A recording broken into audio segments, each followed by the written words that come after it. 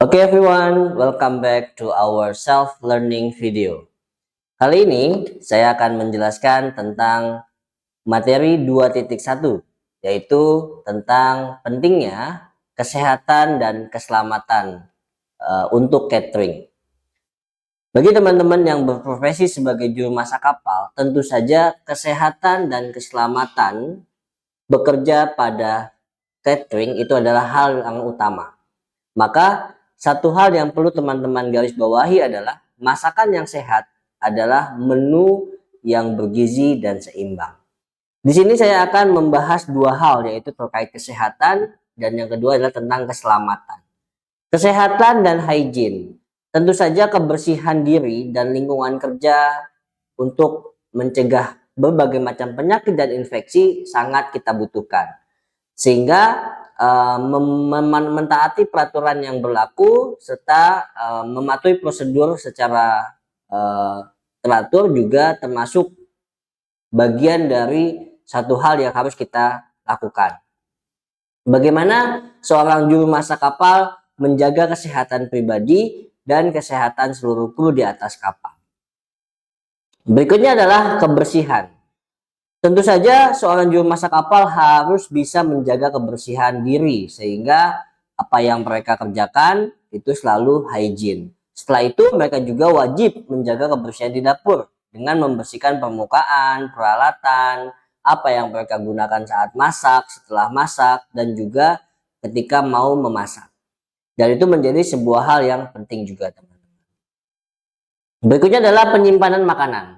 Pastikan makanan yang disimpan itu telah memenuhi prosedur yang tepat, yaitu dengan menggunakan beberapa teknik atau sistem yang sudah kita gunakan, misalkan menggunakan freezer, chiller, dan lain-lain.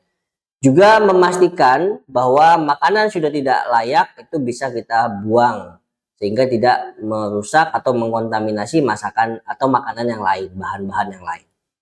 Berikutnya adalah penggunaan peralatan. Tentu saja ketika di dalam galley kita juga menggunakan banyak peralatan, maka peralatan yang kita gunakan harus adalah peralatan yang aman dan juga peralatan yang benar. Bagi teman-teman yang belum mengetahui bagaimana menggunakan peralatan A, B, C misalkan, maka teman-teman bisa mempelajari terlebih dahulu sehingga apa yang kita lakukan itu bisa berhasil dengan baik. Yang kedua adalah tadi keselamatan. Kalau tadi adalah kesehatan, sekarang keselamatan. Keselamatan terkait dengan apa yang harus kita lakukan untuk keselamatan kapal, yaitu mematuhi dan memahami prosedur ketika evakuasi berlangsung. Mungkin saat ini teman-teman sering melakukan drilling atau safety drill ya. Tetapi bagaimana ketika kejadian itu tidak terjadi pada saat drilling ya, sehingga kita harus mengetahui apa saja yang harus kita lakukan seperti life jacket atau safety shoes ya, atau lifeboat dan sebagainya, itu yang harus kita pahami. Begitu juga untuk penanganan pertama pada P3K atau pada kecelakaan, sehingga teman-teman mempunyai peralatan yang memenuhi persyaratan P3K, juga bisa melakukan pertolongan pertama apabila terjadi sesuatu yang tidak kita inginkan. Berikutnya adalah pencegahan cedera. Tentu saja teman-teman bagaimana kita memahami resiko dan bahaya bekerja di atas kapal. Maka hal-hal yang penting kita lakukan adalah selalu mencegah, yaitu menggunakan APD. Misalnya teman-teman melakukan penggunaan safety shoes, ya, helmet, sarung tangan, dan juga beberapa peralatan safety lainnya.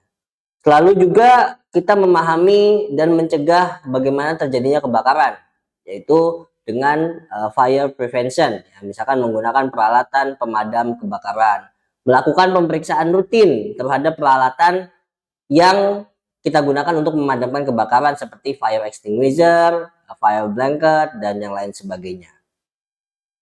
Lalu yang tidak kalah penting adalah kesehatan yang terkait dengan mental, karena pelaut bekerja di atas kapal sehingga mereka jauh dari keluarga, saudara, istri, dan anak misalkan, maka kesehatan mental dan kesejahteraan pribadi itu harus dijaga.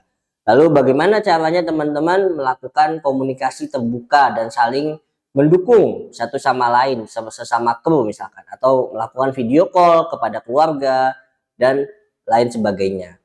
Yang Terakhir adalah teman-teman bisa mengikuti pelatihan dan sertifikasi. Tentu saja pelatihan dan sertifikasi ini akan mampu menjadikan teman-teman lebih kompeten, yaitu ketika teman-teman sudah melakukan pelatihan-pelatihan yang terkait dengan keamanan dan kesehatan serta keselamatan, seperti misalnya basic safety, ya, lalu misalkan dengan food handling, atau dengan ada yang kita di sini saat ini adalah dengan ship scope training. Mungkin itu yang dapat saya sampaikan untuk video kali ini. Kita lanjutkan untuk video selanjutnya. Sampai jumpa.